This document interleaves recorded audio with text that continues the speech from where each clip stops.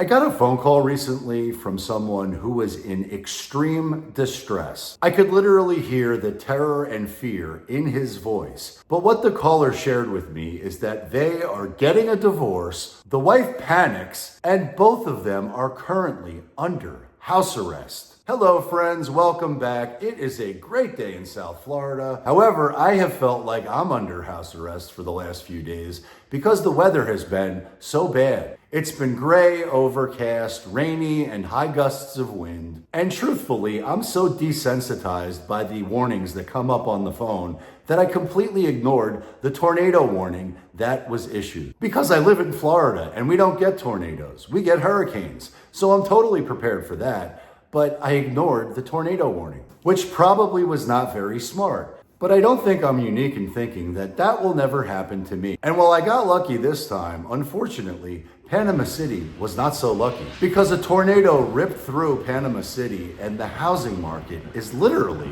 collapsing. Homes were blown over all over the place. And I will save that for a separate video because it must be discussed.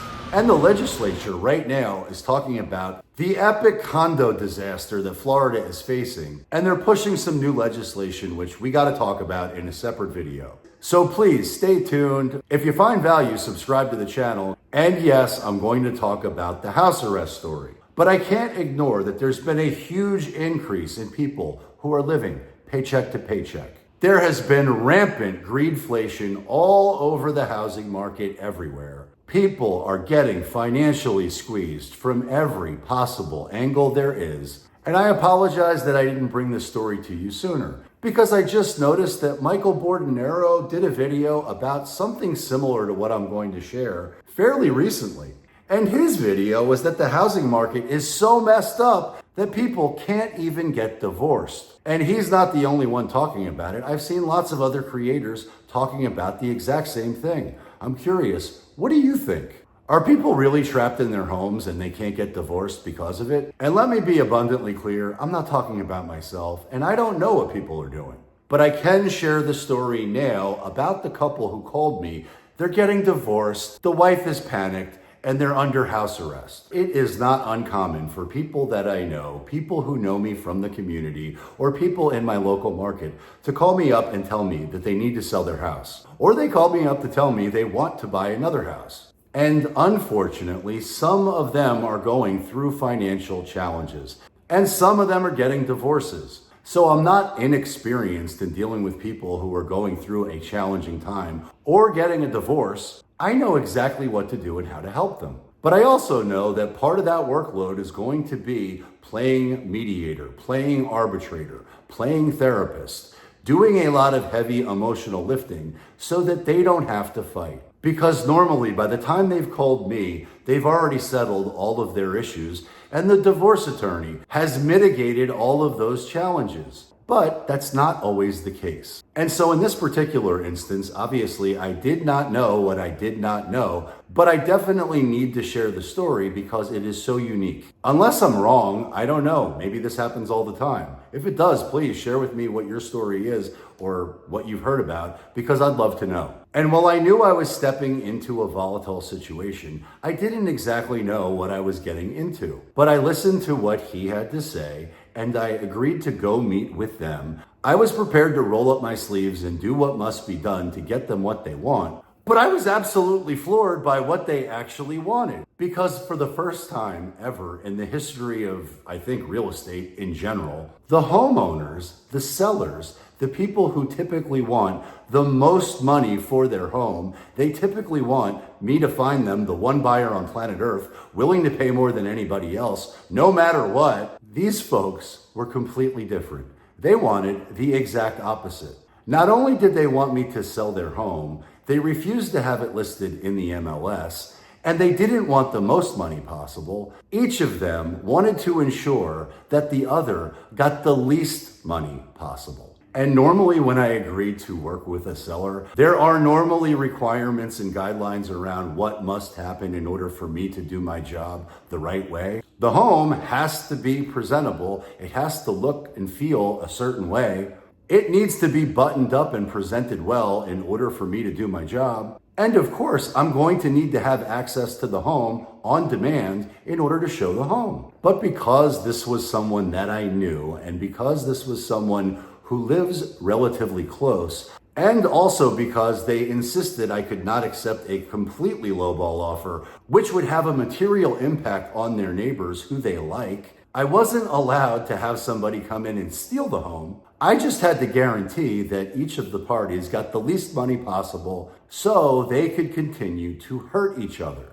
And because I've been down this road before and I've helped lots of people in this situation, I thought I would be able to win them over with logic and common sense and reasoning, because I found that when people are angry or when they are feeling vindictive or they just want to strangle someone, I've learned that normally, once they vent and get it out of their system, they typically do what's best financially. But this thing was a nuclear bomb ready to go off. None of those things happened, and I did exactly what they wanted. I did not list the home. I did not advertise the home. I did not show the home. I did not do any of the things they said I couldn't do. And sight unseen, I brought a buyer moving from New Jersey who was thrilled to pay the number that they both agreed, made sure that each of them got nothing, or as close to nothing as possible without disrupting the delicate balance of the equity in the neighborhood. And I won't go into all the horror stories that happened between me, them, the attorneys, and everybody involved. Because although everybody was very nice and agreeable and on the same page with me, every other interaction with every other vendor or service provider involved in this process was nuclear, total disaster. And thankfully, the buyers were extremely cool and they were extremely flexible. But because the deal was so good, they were very empathetic in taking delivery of the home, because the home was certainly not in the best shape, or at least in the shape that I would insist it be upon delivery, upon closing. But it was good enough and everybody got what they wanted. And while I suspect this is a unique story and that most of the time people do want the most money possible, I know that right now there are lots of folks that are married, that are suffering, that feel like they are under house arrest. And I've heard many people say they want to stay together for the kids. Most of the calls that I'm getting these days from people who are in that situation are staying together for the home equity or the mortgage interest rate. And there are so many folks out there right now who speak to me, who tell me they want to move, they want to move on, they want to restart their life, they do want to get a divorce, but they simply can't afford to live anywhere else. They are trapped in the home with an unhappy spouse, unhappy children, unhappy dog, unhappy friends, unhappy family, unhappy life. And that's the last thing I would want for anybody. I want everyone to be happy and get what they want. And right now, people want affordable housing. They want lower mortgage interest rates. They want to be able to afford their lives. And it seems like the only ones who are profiting from any of this are the banks, institutions, and credit card companies. And many of the wives that I've talked to who are going through this situation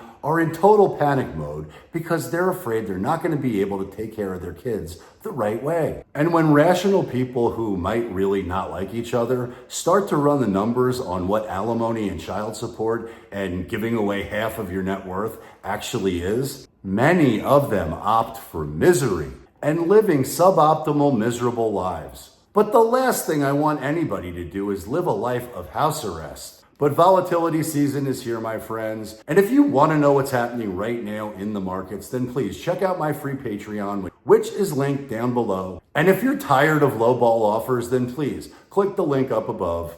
But keep hope alive. Getting divorced, wife panicking, and being under house arrest can't be good for anybody. And if nobody's told you today, remember, I love you.